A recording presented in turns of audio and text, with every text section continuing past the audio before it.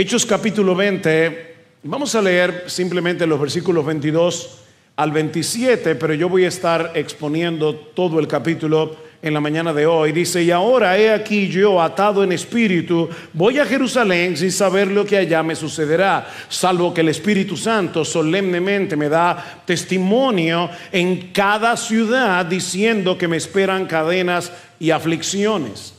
Pero en ninguna manera estimo mi vida como valiosa para mí mismo, a fin de poder terminar mi carrera y el ministerio que recibí del Señor Jesús, para dar testimonio solemnemente del evangelio de la gracia de Dios. Y ahora he aquí, yo sé que ninguno de vosotros, entre quienes anduve predicando el reino, volverá a ver mi rostro. Por tanto, os doy testimonio en este día de que soy inocente de la sangre de todos, pues no rehuí declarar a vosotros todo el propósito de Dios, o como dice la Reina Valera, todo el consejo de Dios. Vivimos en una época en la que muchos que profesan ser cristianos escogen su iglesia por la experiencia que esa iglesia ofrece. Es decir, si le gusta la música de alabanza, si cuenta con programas atractivos, con actividades para jóvenes, y nada de eso es malo en sí mismo. Pero la verdadera salud de una iglesia no se mide por su música, ni por la cantidad de actividades que brinda, ni por el número de personas que asisten cada domingo. La salud de una iglesia se mide por la centralidad de la palabra de Dios. La centralidad de la palabra de Dios. Una iglesia puede tener una maquinaria impresionante en movimiento y sin embargo estar espiritualmente vacía si la Biblia no es el alma que le da vida a todo lo que se hace en esa iglesia. Una vez oí a alguien decir: no busques una iglesia que te quede cerca de tu casa, busca una iglesia que te quede cerca de la Biblia. Todo lo demás es secundario. Y esa es precisamente una de las lecciones que nosotros aprendemos de Hechos capítulo 20. Aquí estamos entrando en la etapa final del ministerio del apóstol Pablo, aunque faltan 8 capítulos.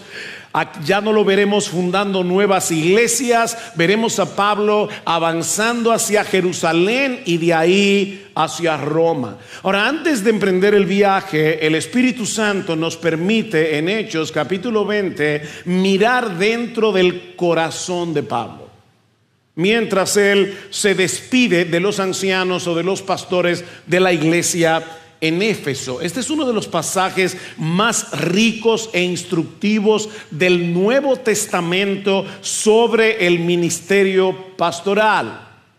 De hecho, es el único capítulo del libro en el que hay un discurso dirigido a creyentes. Interesante. Hechos 20 es el único capítulo de todo el libro en el que nosotros encontramos un discurso que está dirigido a creyentes, y en este caso a los pastores de una iglesia en Éfeso. Pero, hermanos, miembros de Iglesia Bíblica del Señor Jesucristo, no apaguen el receptor pensando: bueno, yo no soy pastor, así que esto no tiene nada que ver conmigo. No, este pasaje fue incluido por el Espíritu Santo en el libro de los Hechos, no solamente para instruir a pastores, no solamente para instruir a los líderes, sino a toda la iglesia. Porque una iglesia saludable no depende únicamente de tener buenos pastores. Una iglesia saludable no depende únicamente de tener buenos líderes, sino también buenos miembros que saben qué buscar y qué imitar de sus pastores. Es un gran peligro cuando los creyentes no tienen una idea clara de lo que constituye un ministerio fiel, porque pueden terminar admirando de los hombres lo que no deberían admirar, y al mismo tiempo pueden terminar rechazando lo que deberían aceptar y lo que deberían imitar. Así que, ¿cuáles son las características que distinguen a un ministerio que agrada a Dios? Si tú estás aquí en esta mañana y tal vez estás buscando una iglesia y viniste a esta iglesia invitado por alguien en el día de hoy, quieres saber si puedes o no unirte a esta iglesia, o tal vez eres un joven que ha nacido aquí en Iglesia Bíblica del Señor Jesucristo. Recuerdo hace unos años tuve un joven en la oficina que me decía: mire, yo nací en la iglesia, estoy buscando una iglesia, no sé si debe ser Iglesia Bíblica del Señor Jesucristo, así que yo pienso comenzar a visitar otras iglesias. Y yo le decía: ok, déjame hacerte una pregunta. ¿Tú crees que nuestra iglesia predica la palabra de Dios completamente? ¿Tú crees que nuestra iglesia se guía por la palabra de Dios completamente? ¿Tú crees que los pastores de esta iglesia están guiando al rebaño, a las ovejas, por medio de la palabra de Dios completamente? Entonces le dije: ¿qué es lo que tú estás buscando? Es como una persona que dice: mira, yo me voy a casar 15 veces, porque puede ser que yo escoja a una sola persona para casarme y después descubra que hay muchas otras por ahí con las que yo me pude haber casado. Yo espero que tú no elijas el matrimonio con esa mentalidad. O es como otra persona que dice: voy a estudiar derecho, voy a estudiar educación, voy a estudiar ingeniería, voy a estudiar arquitectura, voy a estudiar medicina, y al final voy a ver con cuál carrera me quedo. Nadie escoge su pareja de matrimonio de esa manera, nadie escoge su carrera de esa manera. ¿Por qué tienes que escoger la iglesia de esa manera? ¿Qué es lo que nosotros debemos buscar en una iglesia, mis hermanos? ¿Cuáles son las características de un ministerio fiel? Bueno, lo encontramos aquí en Hechos capítulo 20. Y en primer lugar, lo que vemos en este pasaje es que un ministerio fiel edifica con la palabra de Dios en todo tiempo. Un ministerio fiel es aquel que edifica con la palabra de Dios, no con las opiniones del pastor, con la palabra de Dios en todo tiempo. Vean el versículo 1. Después que cesó el alboroto, recuerden la semana pasada dejamos a Pablo con un lío en Éfeso cuando los plateros comenzaron a querer sacar a Pablo de Éfeso o incluso matarlo. Dice: después que cesó el alboroto, Pablo mandó a llamar a los discípulos y, habiéndolos exhortado, despidiéndose, partió para ir a Macedonia. Y después de recorrer aquellas regiones y de haberlos exhortado mucho, llegó a Grecia. Esta palabra, que se traduce como exhortar, paracaleo, significa literalmente colocarse al lado de alguien para animarlo, consolarlo, fortalecerlo. Eso es una palabra que se puede traducir de diversas maneras de acuerdo al contexto. Pero lo que vemos en este pasaje es que Pablo estaba animando, exhortando, consolando, alentando a esta iglesia con la palabra de Dios. Eso fue lo que hizo al visitar una vez más a los hermanos de Macedonia y de Grecia, animarlos con la palabra. Esa centralidad de la palabra en el ministerio de Pablo va a ser más evidente a partir del versículo 7. Así que déjenme llegar rápidamente allí. Luego de pasar 3 meses en Grecia, Pablo se dispone a continuar su viaje hacia Jerusalén. Pero dice en el versículo 3 que sus planes se vieron frustrados por causa de los judíos. Otra vez hicieron un complot para matar a Pablo, lo cual obliga a Pablo a regresar por tierra a través de Macedonia. Versículo 4. Y lo acompañaban Sópater de Berea, hijo de Pirro, Aristarco y segundo de los tesalonicenses, Gallo de Derbe, Timoteo, Tíquico y Trófimo de Asia. Pero estos se habían adelantado y nos esperaban en Troas. Nos embarcamos en Filipos después de los días de los panes sin levaduras, y en 5 días llegamos a donde ellos estaban en Troas, y allí nos quedamos 7 días. Insistí en el nos para mostrar que ahora Lucas volvió a unirse al equipo misionero de Pablo. Si no lo recuerdan, Lucas se había quedado en Filipos, pero ahora Lucas se une al ministerio de Pablo y viaja con él junto con un equipo misionero. Ahora, cuando uno lee la lista que se menciona en el versículo 4, se va a dar cuenta que es una lista impresionante, porque estos hombres provenían de iglesias de Macedonia, de Grecia, de Asia Menor, relativamente nuevas, que ya estaban produciendo líderes maduros comprometidos con la obra misionera. Y eso es lo que nosotros queremos que suceda en Iglesia Bíblica del Señor Jesucristo. De hecho, si estaban aquí el miércoles, una de las cosas por las que oró Manauri fue precisamente esa, o por las que nos movió a orar como iglesia. Me van a perdonar, pero mi garganta está hoy un poco difícil.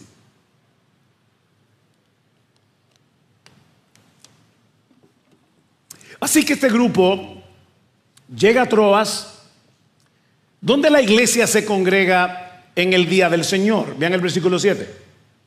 Y el primer día de la semana, obviamente todavía ese día no se llamaba domingo, que viene de no domine, que significa Señor. Así que el primer día de la semana, cuando estaban reunidos para partir el pan, una forma técnica de decir para celebrar la cena del Señor, Pablo les hablaba pensando partir al día siguiente y prolongó su discurso hasta la medianoche. Noten, hermanos, que según el versículo 6, ellos habían estado 7 días en Troas. Eso quiere decir que llegaron el lunes. El sábado, el día de reposo de los judíos, Pablo y su equipo misionero estaban en Troas. Pero ellos no se reunieron el sábado. Ellos se reunieron el primer día de la semana. Y lo interesante es que Lucas no ofrece ninguna explicación de ese cambio, lo que parece indicar que ya era una práctica común en las iglesias del primer siglo cuando Lucas escribió Hechos. Así que, ¿por qué este cambio del séptimo día que adoraban los judíos en el antiguo pacto al primer día de la semana? Porque hubo un evento que lo cambió absolutamente todo, y ese evento es la resurrección de nuestro Señor Jesucristo. Jesucristo resucitó el domingo, el primer día de la semana, dicen los 4 evangelios. Jesucristo se apareció a los discípulos ese mismo día, el primer día de la semana, y luego esperó 7 días más para aparecerse por segunda vez a los discípulos, no el sábado, sino el primer día de la semana. Y el Espíritu Santo descendió en Pentecostés, no en sábado, sino el primer día de la semana, porque Pentecostés siempre caía en domingo. Así que, mis hermanos, digan, nosotros estamos violando la palabra de Dios porque no nos reunimos en sábado, sino en domingo. La respuesta es: nosotros somos creyentes del nuevo pacto, que estamos celebrando cada domingo la nueva creación, cuando nuestro bendito Señor Jesucristo se levantó de la tumba al tercer día. Es el primer día de la semana. Y lo pueden ver también en 1 Corintios capítulo 16 versículo 2. Ahora, en medio de la reunión ocurre algo inesperado. Hay un joven llamado Eutico. Irónicamente, Eutico significa afortunado, una persona que tiene buena suerte. Así que hay un individuo llamado Eutico que está sentado en la ventana escuchando a Pablo, cae dormido y se mata. Versículo 8. Habiendo muchas lámparas en el aposento alto donde estábamos reunidos, parece que Lucas quiere decir, mira, no fue por culpa de Pablo. Estaba sentado en la ventana un joven llamado Eutico, y como Pablo continuaba hablando, Eutico fue cayendo en un profundo sueño, hasta que, vencido por el sueño, cayó desde el tercer piso y lo levantaron muerto. No olviden que Lucas es médico, Así que si Lucas dice que estaba muerto, es porque Eutico estaba muerto. Algunos dicen, este es un pasaje muy instructivo que nos enseña por lo menos dos cosas. En primer lugar, que los sermones no deben ser muy largos. Y en segundo lugar, que debemos dormir temprano el sábado para no venir con sueño el domingo. Bueno, yo creo que de verdad uno debería prepararse desde el sábado para venir a la iglesia despierto. No te acuestes a las 2 de la mañana viendo Netflix, porque vas a venir a la iglesia asueñado y no va a ser culpa del predicador si te duermes. Ahora, yo creo que en este pasaje hay una lección mucho más importante. Vean el versículo 10. Pero Pablo bajó y se tendió sobre él, y después de abrazarlo dijo: no os alarméis, porque está vivo. Y volviendo arriba, después de partir el pan y de comer, conversó largamente con ellos hasta el amanecer. Y entonces se marchó.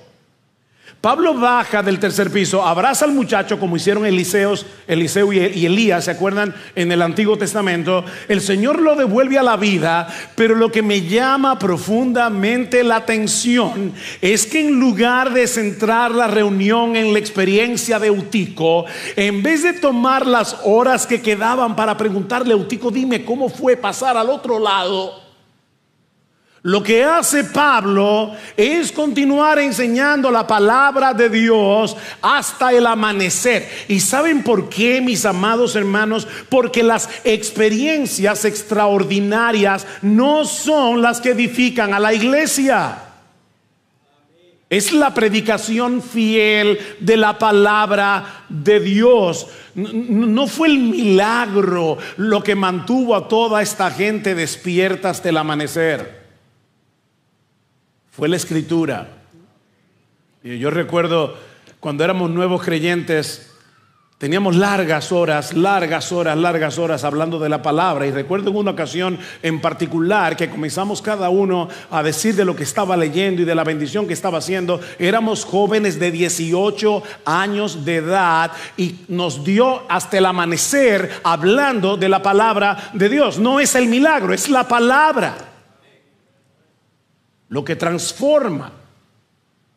Mis hermanos, todo lo que compita con la centralidad de las escrituras en la vida de una iglesia, por más emocionante, por más espectacular, por más entretenido que sea, termina estorbando el crecimiento espiritual de los creyentes y desviando la atención de lo único que puede salvar y edificar al pueblo de Dios, y es la palabra. Déjeme decirlo de otra manera. Mis hermanos, lo que la iglesia necesita no es más espectáculo, es más Biblia,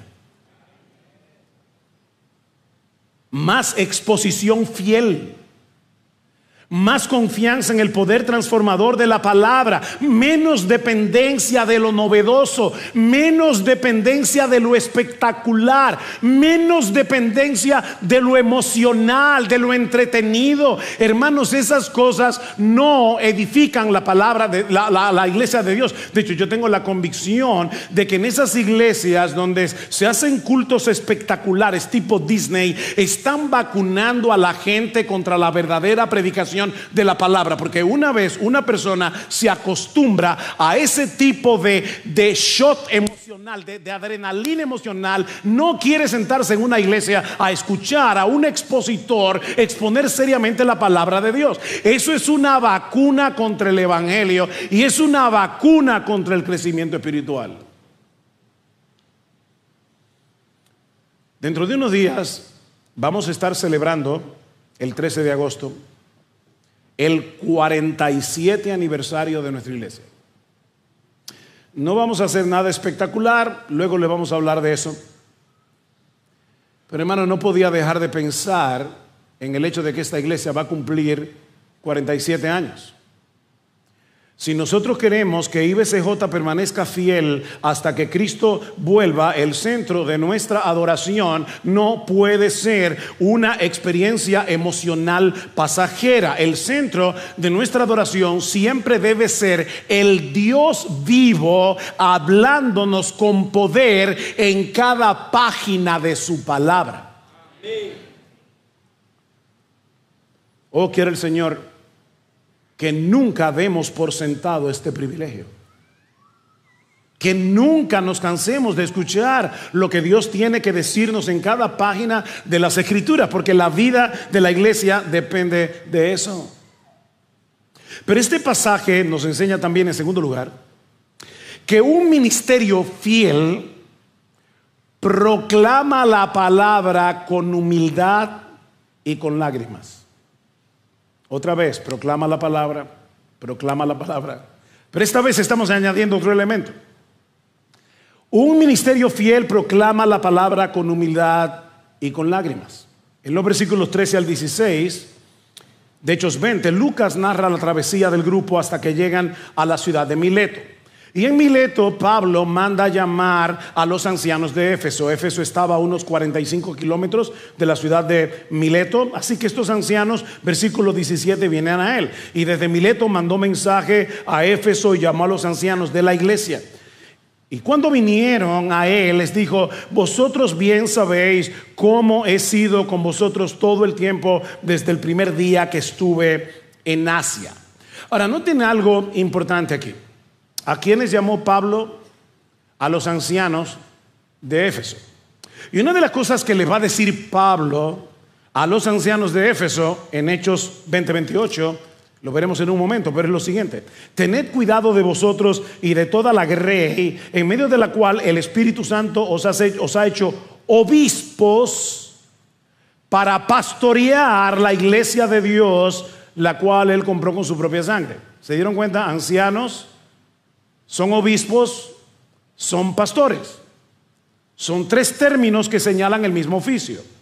Y lo que este texto nos enseña con respecto a eso son dos cosas muy importantes. En primer lugar, que toda iglesia debería ser pastoreada por un consejo de pastores, no solamente por un pastor.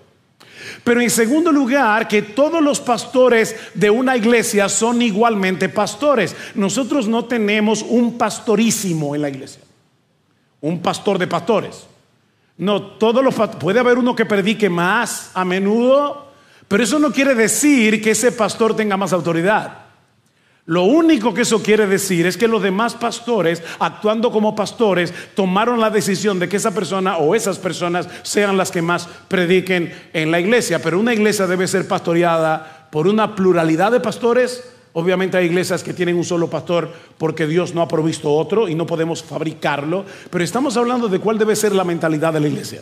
Un grupo de pastores donde todos poseen la misma autoridad.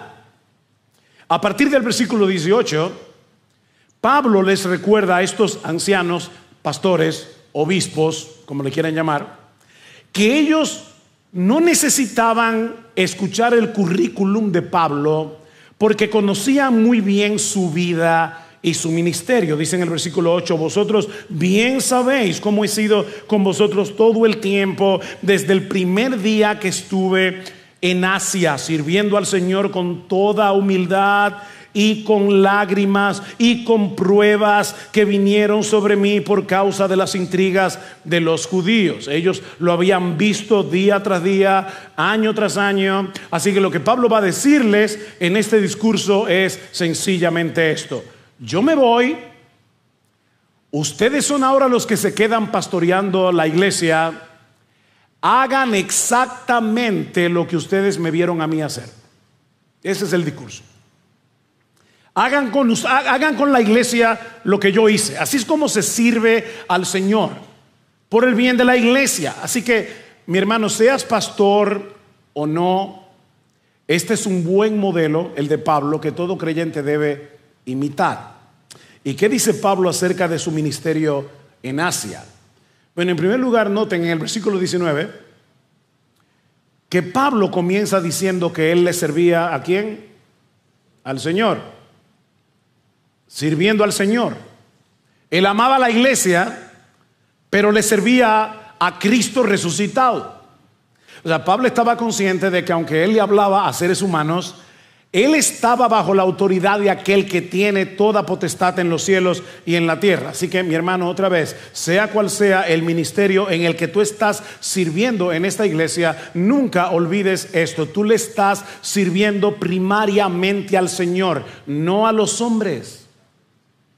Y te estoy diciendo esto porque los hermanos de la iglesia te pueden decepcionar, porque los pastores te pueden fallar, pero Jesucristo siempre será digno de tu servicio fiel a pesar de todo.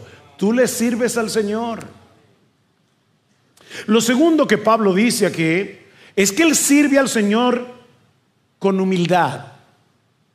Con humildad. Y la razón es porque es imposible servir verdaderamente al Señor, aquel que es el amo del universo, de otra forma que no sea con humildad. Un creyente humilde no es el que dice: yo no sirvo para nada. No es exactamente lo que Pablo está diciendo aquí.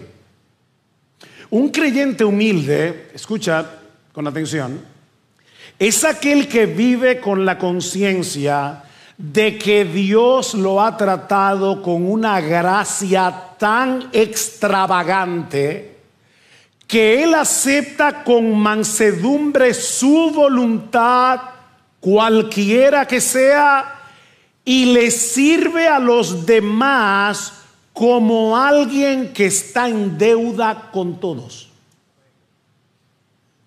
Eso es humildad. Piper dice: la humildad es lo opuesto a sentir que todos te deben algo, que te deben su atención, que te deben su reconocimiento, que te deben su tiempo. No, oye, hermano, no vivas con la mentalidad de acreedor. ¿Sabe lo que es un acreedor, verdad? Aquel a quien se le debe algo. No, tú no eres acreedor, tú eres un deudor.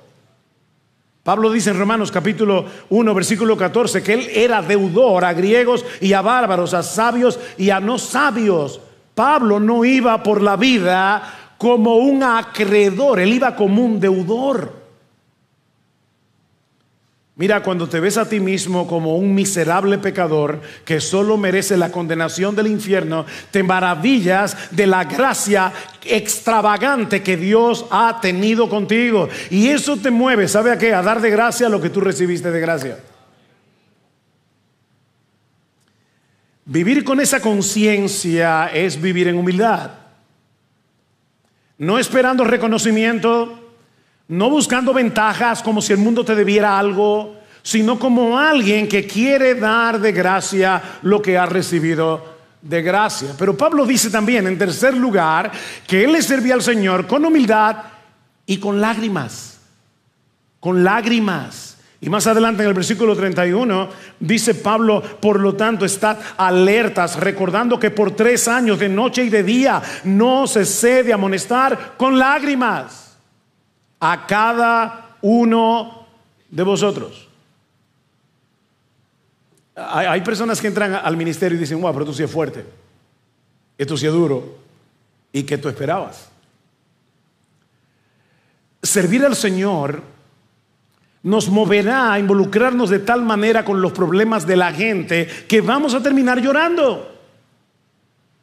Es imposible ministrar sin sufrir. Cuando yo era un pastor mucho más joven,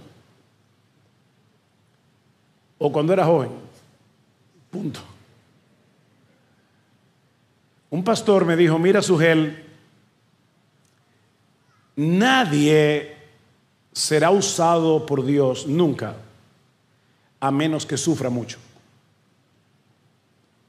En ese momento yo no lo entendía. Ahora lo entiendo. Es imposible ministrar sin sufrir. Y por las cartas de Pablo nosotros sabemos que que el sufrimiento de Pablo era muy variado. Pablo sufría, por un lado, porque sentía sobre sus hombros el peso de las iglesias. Él dice: ¿quién enferma y yo no enfermo? ¿A quién se le hace tropezar y yo no me indigno? Sobre mí se agolpa cada día la preocupación por todas las iglesias. Pablo sufría cuando veía a alguien alejarse del evangelio, como lo vemos en el caso de Demas. Pablo sufría por la ingratitud y el maltrato de la misma gente a la que él sirvió. ¿Recuerdan en 2 Corintios capítulo 12 cuando Pablo les dice: yo voy a amarlos y voy a amarlos y voy a amarlos, aunque amándolos más yo sea amado menos? Ese es el espíritu de un pastor. Pablo sufría por la oposición de su pueblo. Él dice en Romanos capítulo 10: Dios sabe la angustia de mi corazón, porque yo quisiera que fueran salvos, que reconocieran al Mesías. Y lo interesante es que Pablo, como dice en el versículo 19, dice que él tenía pruebas que vinieron sobre mí por causa de las intrigas o complot de los judíos. Pablo vivía en peligro de muerte constante. Pero en vez de recluirse a lamerse sus propias heridas, ¿qué hizo Pablo? Salir cada día a servir a otros con el evangelio. Mis hermanos, esa es la actitud que Dios espera, no solamente de los pastores. Eso es lo que se espera de todo cristiano. Pero además de su actitud, Pablo describe el contenido de su ministerio. El contenido, esa fue su actitud, sirviendo al Señor con humildad, con lágrimas, en medio de pruebas. Pero ¿qué hice durante esos 3 años? Versículo 20. De paso, desde el versículo 18 hasta el versículo 21, en el texto original es una sola oración, sin punto y aparte, entera.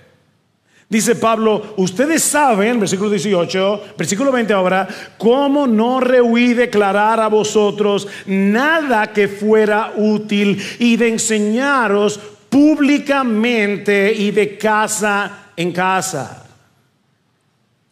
Wow, él no se reservó nada que fuera útil. Pablo no ocultó ninguna verdad de la palabra. Pablo no seleccionó los textos más potables a conveniencia, no. Enseñó públicamente, enseñó de casa en casa. Y en el versículo 31 que leímos hace un momento dice: noche y día. Wow, Pablo era infatigable. Hay uno de nuestros pastores, no voy a mencionar su nombre, pero es bastante alto, que no parece cansarse nunca. Y de verdad, yo a veces le tengo como una envidia santa. Yo quisiera tener esa energía. Wow. Bueno, Pablo era infatigable. Pablo enseñaba públicamente en las sinagogas, en el mercado, enseñaba de casa en casa, de día y noche. Yo me imagino que si a Pablo lo invitaban a cenar, el tema era la palabra de Dios. Dice John Stott que Pablo compartía toda la verdad posible con todas las personas posibles en toda la manera posible. Y no solo a creyentes, sino también a los incrédulos. Versículo 21. Testificando solemnemente tanto a judíos como a griegos del arrepentimiento para con Dios y de la fe en nuestro Señor Jesucristo. Mis hermanos, esas no son verdades populares, no lo eran en el primer siglo, no lo son ahora. A nuestra generación le molesta escuchar que tiene que arrepentirse. ¿Y arrepentirme de qué? Le ofende, a nuestra generación le ofende la exclusividad del cristianismo. Le ofende que nosotros digamos que hay un solo nombre bajo el cielo dado a los hombres en el cual podamos ser salvos, que nadie puede ser salvo en el Islam, que nadie puede ser salvo en ninguna otra religión, que solo Jesucristo salva. A nuestra generación le molesta eso. ¿Y sabes qué debemos hacer? Predicar esas mismas verdades. Predicar esas mismas verdades. Noten lo que Pablo dice más adelante en el versículo 27: pues no rehuí declarar a vosotros todo el propósito de Dios. Yo soy inocente de la sangre de todos ustedes, porque yo no rehuí enseñar nada que fuera útil. Esa es la clase de predicación que transforma vidas. Mis hermanos, es por eso que en nuestra iglesia la predicación expositiva ha sido la norma prácticamente desde el principio. Creemos que es Dios quien determina lo que debe ser predicado. No son los gustos y preferencias del predicador, y tampoco son los gustos y las preferencias de la iglesia. Si está en la Biblia, es bueno y es necesario. Y hay que proclamarlo, cueste lo que cueste. La iglesia, mis hermanos, no necesita motivadores y mucho menos comediantes. Miren, hermanos, si hay algo que me rompe el corazón, es ver a un pastor parado en un púlpito como si fuera un payaso, haciendo chistes y chistes y chistes y chistes. No, nosotros no somos motivadores, nosotros no somos comediantes, nosotros no somos expertos en relaciones públicas. Nosotros como iglesia necesitamos pastores que hablen como si estuvieran delante del trono mismo de Dios.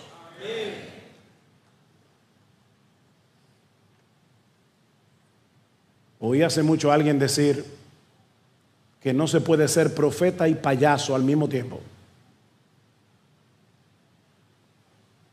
¿Qué le dice Pablo a Timoteo? Después que le dice Timoteo, toda la escritura es inspirada por Dios y es útil para enseñar, para corregir, para redarguir, para instruir en justicia, a fin de que el hombre de Dios sea perfecto, enteramente preparado para toda buena obra. Timoteo, te encarezco delante de Dios y del Señor Jesucristo, que juzgará a los vivos y a los muertos en su manifestación y en su reino, que prediques la palabra, la palabra, la palabra, esa misma palabra que es inspirada por Dios. Oh, mis hermanos de Iglesia Bíblica del Señor Jesucristo, puede ser que el Señor no vuelva dentro de 50 años y ya los pastores que estamos aquí pastoreando no vamos a estar aquí. ¿Y saben qué, mis hermanos? Los más jóvenes que van a ser la iglesia de esa generación, no queremos pastores que nos entretengan.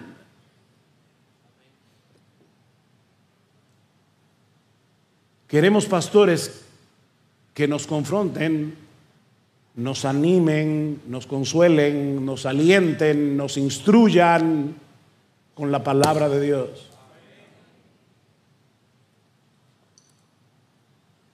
Ese tipo de predicación no es popular, pero es poderosa.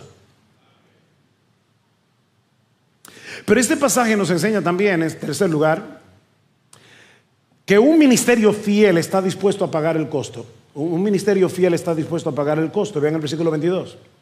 Y ahora he aquí que yo, atado en espíritu, voy a Jerusalén, sin saber lo que allá me sucederá, salvo que el Espíritu Santo solemnemente me da testimonio en cada ciudad, diciendo que me esperan cadenas y aflicciones.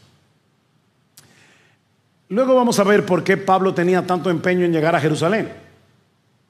Pero el punto aquí es que el Espíritu Santo estaba haciendo dos cosas con Pablo.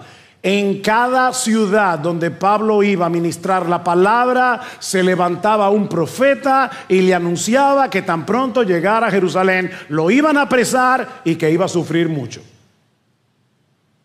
pero que tenía que ir de todos modos. Miren, hermanos, este pasaje, estudiar Hechos 20 en esta semana, fue muy impactante para mi corazón. Y me hizo cuestionar cosas de mi propia vida. Piensen en esto. A estas alturas, Pablo había trabajado para el Señor, fundando iglesias, lo que a nosotros nos hubiera tomado 5 vidas, una detrás de la otra. Fundando iglesias, predicando el evangelio, viajando miles de kilómetros. Cualquiera diría que Pablo ya podía sentirse satisfecho y que estaba listo para retirarse. Pero a Pablo lo dominaba una convicción que marcó su ministerio de principio hasta el fin. Y es que es mejor perder la vida sirviendo a Cristo que desperdiciarla no haciéndolo. Vean el versículo 24. Pero en ninguna manera estimo mi vida como valiosa para mí mismo, a fin de poder terminar mi carrera y el ministerio que recibí del Señor Jesús, para dar testimonio solemnemente del evangelio de la gracia de Dios. ¿Tú escuchaste eso? Yo no estimo preciosa mi vida para mí mismo. Es como si Pablo estuviera diciendo algo como esto. Voy a parafrasear. Yo no estoy aferrado a esta vida como si fuera lo más valioso que yo tengo. No estoy aquí para buscar comodidad. No estoy aquí para buscar reconocimiento. Hay algo que pesa más que todo esto. A mí se me ha encomendado una carrera que debo terminar, un ministerio que debo cumplir, y es dar testimonio de la gracia de Dios en Cristo. Y yo tengo que terminar esa carrera. No puedo parar. Eso es lo que le da sentido a mi existencia, dice Pablo. Eso es lo que me mueve a seguir adelante sin importar el costo. Mira, para algunas personas sería un éxito poder retirarse como a los 65, 70 años, millonario, y ya disfrutar de mis ahorros sin dar un golpe. ¿Qué vas a hacer ahora? Jugar golf. Y yo no tengo nada con jugar golf. Pero óyeme, pasarte los últimos años de tu vida jugando golf.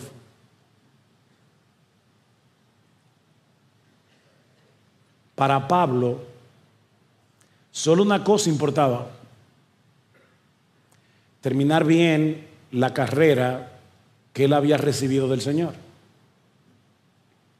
Ahora, yo quiero recordarte que Pablo le está diciendo eso a los pastores de Éfeso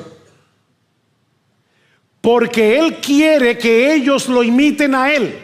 O sea, no es que le está diciendo, hermanos de Éfeso, yo soy un súper cristiano y esa es mi meta en la vida, pero ustedes no tienen que ser así, cójanlo suave. No, yo les estoy diciendo lo que les estoy diciendo porque eso es lo que todo pastor llamado por Jesucristo a pastorear la iglesia debe tener en su mente y en su corazón.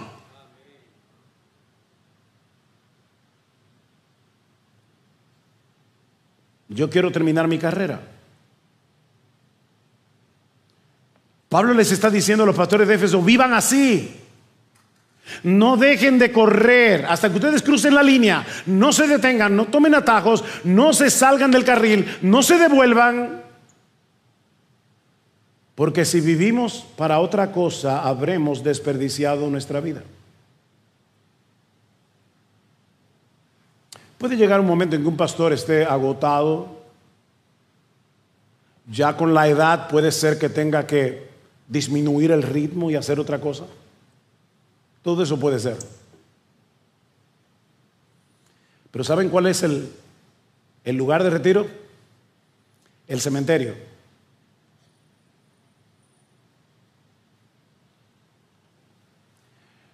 Una vida bien vivida no necesariamente es una vida larga, ni cómoda, ni una vida sin cicatrices.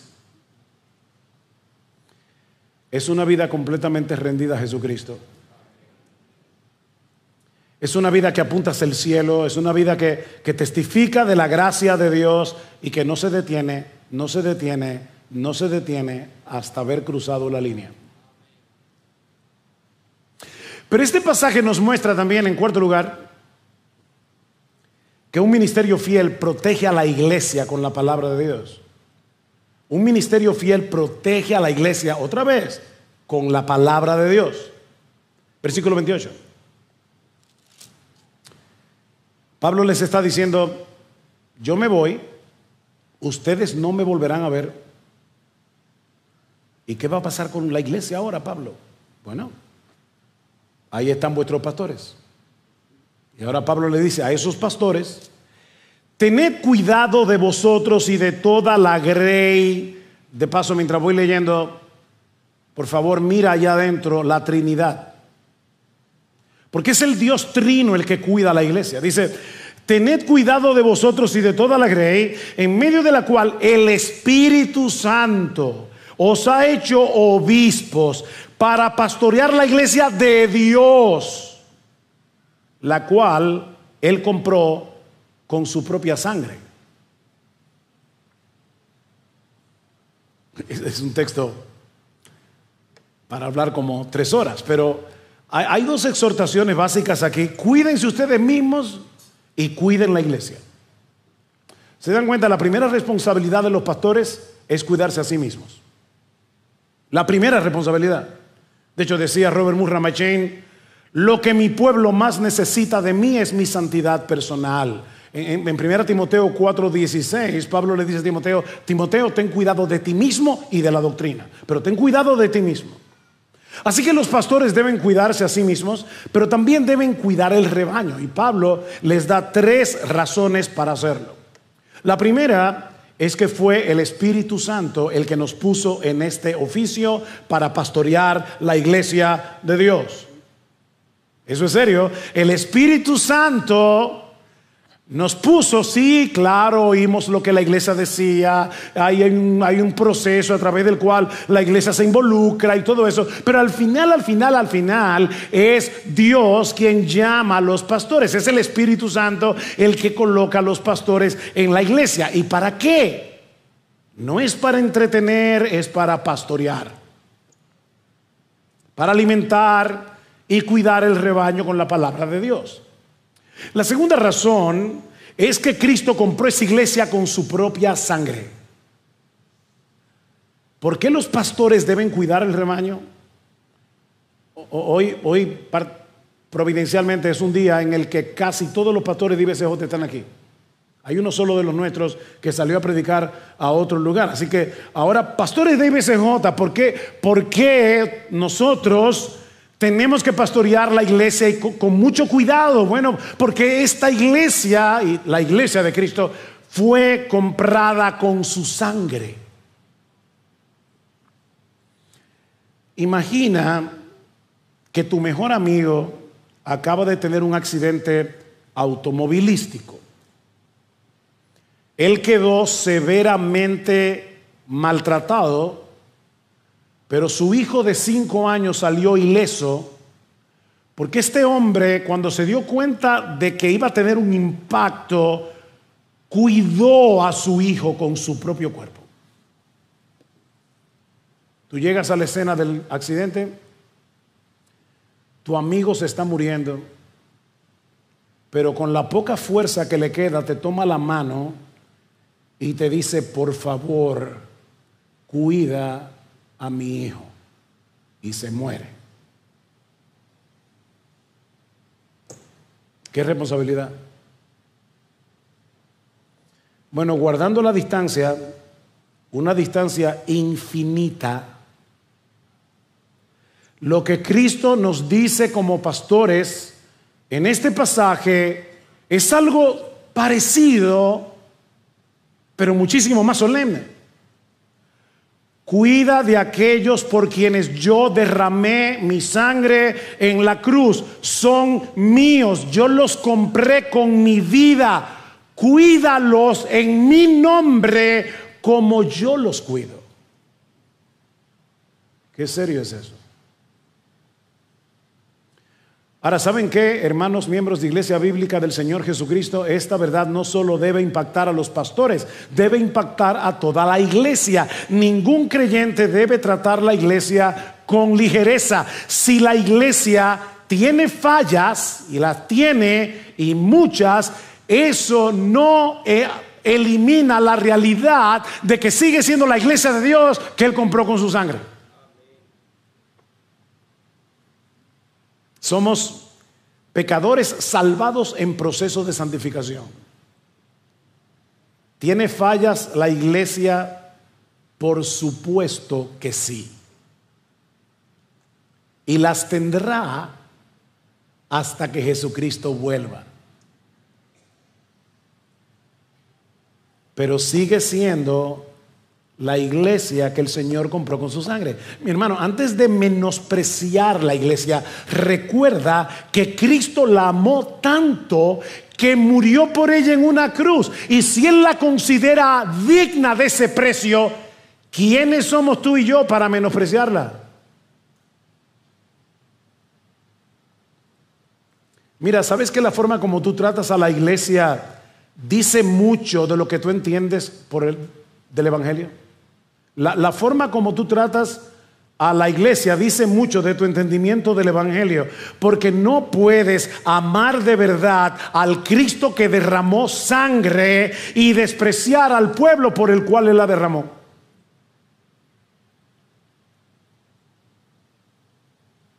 Tú no puedes decir que amas la cabeza de la iglesia sin amar su cuerpo.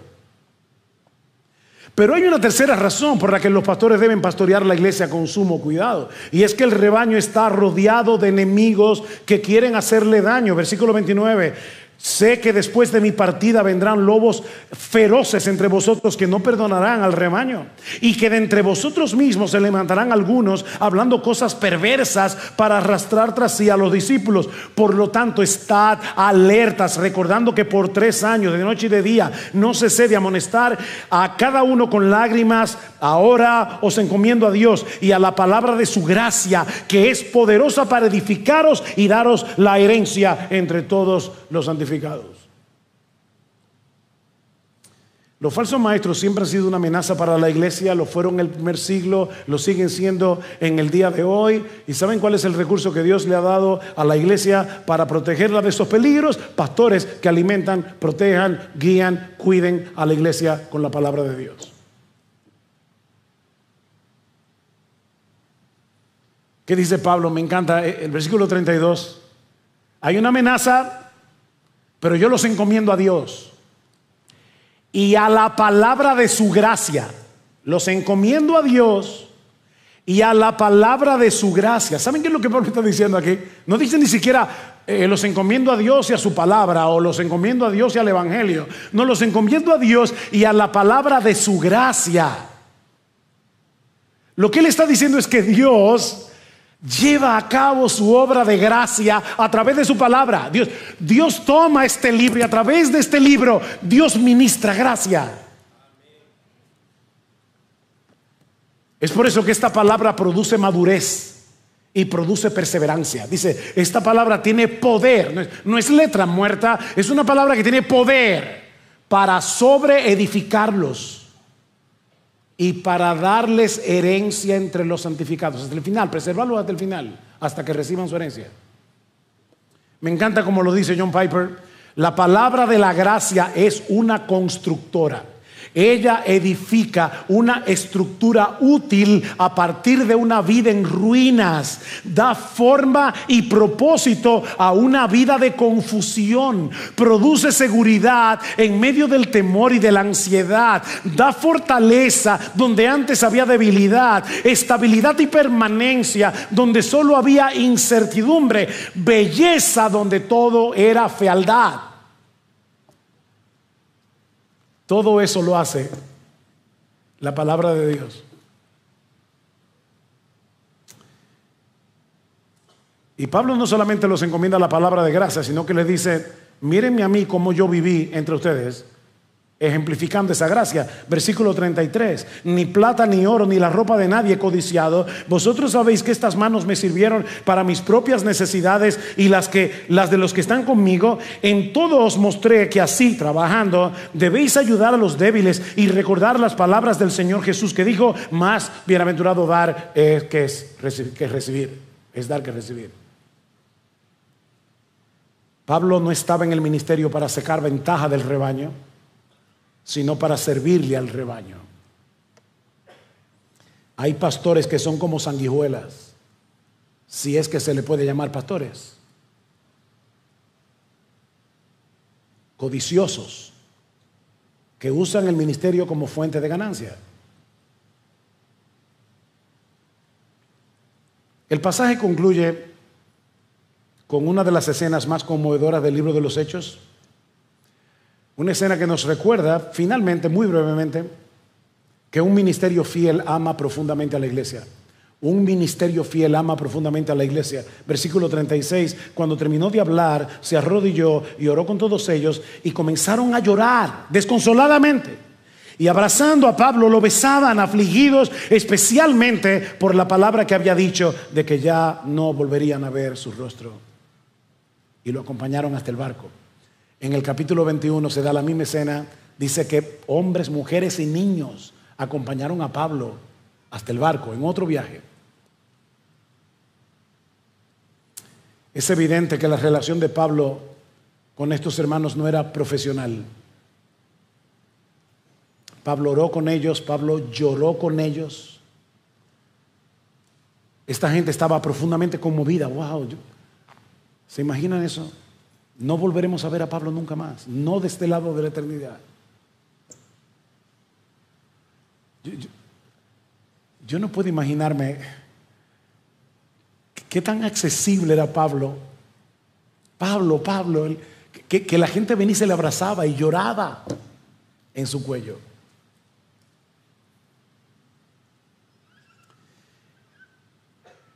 Ellos amaban a Pablo porque era muy obvio el amor que Pablo les tenía.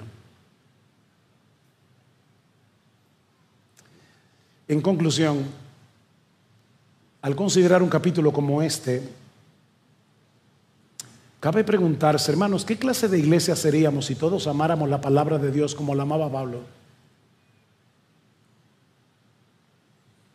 En todo este capítulo, la palabra de Dios tiene un papel protagónico. Debemos exhortarnos con la palabra, debemos alimentarnos día tras día con la palabra, debemos venir a la iglesia para dejarnos alimentar por los pastores a través de la palabra predicada. ¿O qué clase de iglesia seríamos si todos procuráramos servir con esa misma entrega, con humildad? ¿O tú crees que Cristo derramó más sangre por Pablo que por ti?